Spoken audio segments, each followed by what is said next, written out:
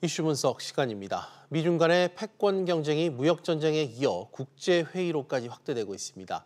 베이징에서 열린 중국 아프리카 협력 포럼에서 시진핑 주석은 600억 달러의 선물 보따리를 풀며 자유무역 수호자를 자처했고, 그런가 하면 트럼프 대통령은 11월 열리는 아시아 태평양 지역의 다자간 정상회의에 불참하겠다고 밝혔습니다. 미중산업경제연구소 조용천 소장과 갈등의 골이 깊어가는 G2 패권 경쟁을 분석해 보겠습니다. 소장님 어서 오십시오. 예, 안녕하십니까? 네. 먼저 간밤에 나온 소식부터 좀 짚고 가야 될 것 같아요. 북한 정권 수립 70주년 기념행사 참석을 위해 중국이 시진핑 주석 대신에 권력 서열 3위 리잔수 전인대 상무위원장을 보내기로 했다고 하는데 어떤 의미를 갖는지 좀 한마디 해주시죠. 아무래도 명목상 이유는 시진핑 국가주석이 아프리카 정상 간의 양자 회담이 9일까지 예정이 되고 있기 때문에 그렇습니다. 네. 실제로는 중국이 북한에 대한 불만이 컸기 때문에 그런데요. 북한이 핵심 고소 제출에 지금 미온적인 상태입니다.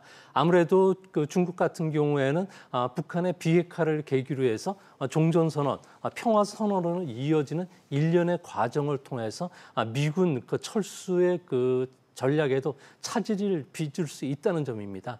세 번째는 미국이 중국 배후설을 거론하면서 폼피오 장관의 방북을 잠정 중단한 상태이기 때문에 시 주석의 방북이 외교적으로 상당히 부담을 느꼈기 때문에 그런데요. 시 주석 대신 리커창 총리를 보내지 못한 것은 아무래도 국무원 수장이 열병식 단산에서 손을 흔들 경우에는 미국의 반발을 살 수가 있기 때문에 그렇고요. 또 표면적으로는 북한을 배려했다는 입장을 보여주기 위해서 2015년 서열 5위 류인삼보다는 높은 서열 3위 전인대 의장 리잔수를 보낸 것이 아닌가 생각이 듭니다. 네. 또 우리 측 대북 특사단이 오늘 평양을 방문합니다. 그렇지만 최근 폼페이오 방북 취소 이후 북미 관계가 심상치 않은데 구구절 행사 뒤에 한반도에 또다시 위기가 오는 건 아닌지 좀 분석이 되고 있는데 어떻습니까? 네, 지금 북한 같은 경우는 분위기가 심상치 않은데요. 북한이 완전한 핵심 고소를 제출한다면 모든 핵과 미사일이 노출될 수 있기 때문에 만일 미국이 배신할 경우 상당한 코너에 몰릴 수 있다는 위기의식이 발동이 되고 있다고 합니다. 네. 트럼프를 김정은 같은 경우에는 신뢰를 할 수 없을 뿐더러 차기 대통령이 지금까지와 다른 생각을 할 수가 있기 때문에 완전한 핵심 고소를 제출하지 않을 것으로 보여지고요. 대신 김정은은 미국이 먼저 종전 선언을 해줄 경우 단계적 비핵화에 나서겠다는 생각은 갖고 있다고 합니다. 미국과의 협상이 깨지더라도 김정은 입장에서는 손해볼 것이 없다고 생각하고 있는데요. 아무래도 북미 협상 과정에서 북한은 실질적인 핵 보유국으로 인정을 받았고요. 앞으로 지금의 판을 더 깨서 더 큰 판을 만들기 위해서 단계적 비핵화와 경제적 보상, 제재 해제, 종전 선언을 맞바꾸는 이런 협상들을 할 가능성이 있다는 점에서 앞으로 큰 도박의 유혹에 빠지지 않을까 걱정이 됩니다. 알겠습니다. 이번에는 중국 아프리카 협력 포럼 소식 짚어보겠습니다. 먼저 이 포럼이 뭔지 간단히 좀 설명해 주시죠. 네, 이번 포럼 같은 경우에는 3년에 한 번씩 장관급, 정상급 회담이 개최되는 회의인데요. 이번에는 54개 아프리카 국가들 중에서 53개국이 참석을 했습니다. 스와질랜드만은 아무래도 대만과 국교를 맺고 있기 때문에 초청을 받지를 못했는데요. 중국 같은 경우에는 1대1로 경제 구상에 따른 인프라 정비뿐만 아니라 경제 원조를 지렛대로 삼아서 아프리카 국가에게 자신의 영향력을 행사하기 위한 이런 중국 클럽을 만들었습니다. 네. 특히 미국에게 아프리카 국가들과의 결속을 보여주면서 존재감을 드러내는 측면도 있는데요. 아프리카 클럽 같은 경우에 성공할 수 있었던 것은 아무래도 독재 국가들의 인권 문제를 중시하는 서방 국가와 달리 내정 문제에는 간섭하지 않고 또 정치적 조건이 없기 때문에 중국식 경제 협력을 아프리카 국가들이 선호하기 때문이라 그럽니다. 알겠습니다. 그런데 엄청난 이렇게 선물 보따리를 풀 정도로 아프리카 국가에 공을 들이는 배경이 좀 궁금한데요. 네, 올해 시진핑 국가주석 같은 경우는 1대1로가 5주년 맞는 기념비적인 해인데요. 하지만 말레이시아가 중국과 공동으로 추진해왔던 200억 달러의 고속철도 사업을 중단했고요. 실크로드 기금을 받았던 8개 들이 사업 재검토에 나타나면서 심각한 위기를 지금 봉착하고 있다고 합니다.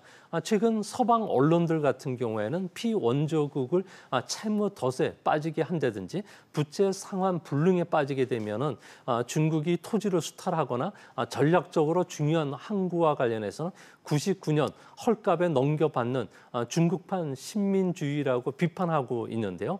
이 때문에 고비를 맞고 있는 1대1로 사업에 활로를 찾기 위해서 아프리카 국가들의 동참이라든지 지지를 얻기 위해서 600억 달러의 그 경제 협력 그리고 중국 기업들이 100억 달러 이상 투자하는 엄청난 선물 보따리를 내놨다고 합니다. 네.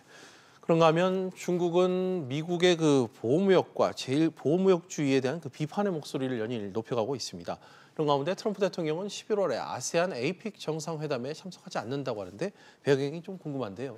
아무래도 트럼프 대통령 같은 경우는 다자 협상 틀을 싫어하고 있는 그 외교 스타일을 갖고 있는데요. 이 때문에 양국과 관련된 그 협의 외에는 다자가 협의에는 관심이 없다고 합니다. 예. 아무래도 또 중요한 문제는 두 차례 정상회담이 11월 6일 미국 중간 선거와 겹쳐 있다는 점입니다. 만약 집권 공화당이 패배를 했을 경우에는 대통령을 탄핵하겠다는 목소리가 높아질 수가 있는데요. 이렇게 되면 전국 혼란에 빠질 수가 있기 때문에 원거리 아시아 순방길을 아무래도 미뤘을 가능성이 크지 않을까 보여집니다.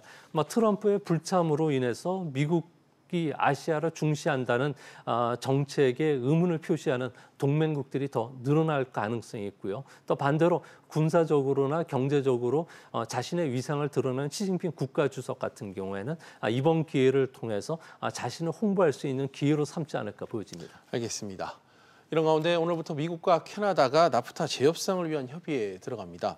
멕시코와는 합의를 도출했지만 캐나다와의 협상에 애를 좀 먹고 있는데 배경이 좀 궁금합니다. 어떻습니까? 네, 오늘부터 재차 협상에 들어갈 것으로 보여지는데요. 하지만 협상 결과를 기대하기에는 조금 이른 시점이 아닌가 보여집니다. 네. 아무래도 캐나다 같은 경우에는 성역이라고 할 수 있는 유제품의 공급 관리 제도와 관련해서는 미국에 양보할 생각이 전혀 없는 상태고요. 또한 그 분쟁 해결 처리 절차라든지 지적 재산권을 둘러싼 양국 간의 갈등이 크다고 합니다. 만일 협의가 이루어지더라도 의회의 그 비준을 받는데 난항을 겪을 것으로 보여지고요. 특히 그 캐나다 같은 경우에는 내년 10월에 총선을 앞두고 있기 때문에 수세에 몰려있는 캐나다 그 총리 같은 경우에 미국에 유리한 협상을 했을 경우는 정치적으로 상당히 곤란한 처지의 가능성이 있다고 합니다. 특히 트럼프 같은 경우에도 캐나다를 중국처럼 몰아붙이기는 상당히 어려울 것으로 보여지는데요. 아무래도 캐나다가 미국의 많은 주와 무역 파트너인데다가 미국 경제가 창출한 부의 상당 부분이 캐나다와 연관이 되어 있다고 합니다. 이 때문에 무역 협상을 통해서 캐나다를 압박할 가능성이 없다는 점은 트럼프의 고민이 그만큼 깊어질 것으로 보여집니다. 알겠습니다. 또 미국 언론 보도에 따르면 이번 주에 트럼프 대통령이 중국에 대한 그 3차 관세 폭탄 발동을 발표할 예정이라고 합니다. 미중 간 제재와 맞대응이라는 그 충돌이 좀 격화될 가능성이 있지 않을까요? 아무래도 충돌이 좀 더 격화될 가능성이 있는데요. 1, 2차 때와 같이 실제 관세 부과가 실시될지는 아직 그 결정이 되지 않은 상태입니다. 그래서 네. 25% 관세가 부과될지 관세 발효 시점이 언제가 될지도 확정질 수는 없게 되는데요. 트럼프 입장에서는 사업가 그 출신답게 먼저 상대에게 허패를 보인 뒤에 유리한 협정을 이끌어내는 변식 스타일의 협상에 상당히 능한 사람입니다. 반면에 고지식한 류오 부총리라든지 왕치상 부주석을 대상으로 해서 중국 같은 경우에 환율 감시 대상국으로 지정한다든지 투자 규제, 국방 강화법을 통해서 강공책을 펼칠 가능성이 있기 때문에 앞으로 중간 선거 전까지는 앞으로도 이런 그 강경 통상 정책이 계속 진행이 되지 않을까 보여집니다. 네, 만약 3차 제재가 현실화된다면 중국 경제에는 또 어떤 영향을 미치고 중국이 보복할 카드를 또 준비를 어떤 게 하고 있는지 좀 짧게 한 말씀 부탁드립니다. 네, 중국의 대미 수출의 가격 탄성치는 1.5에 달하는데요. 이는 2천억 달러의 25% 관세를 부과하면 중국 같은 경우에는 대미 수출이 750억 달러 감소하고요. GDP는 0.25% 줄게 된다고 합니다.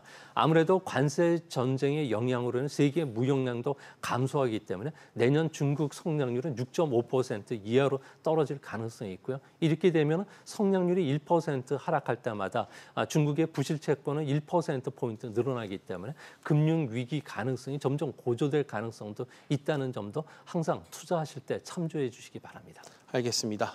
지금까지 조용찬 미중산업경제연구소장과 이야기 나눠봤습니다. 소장님 오늘 말씀 고맙습니다.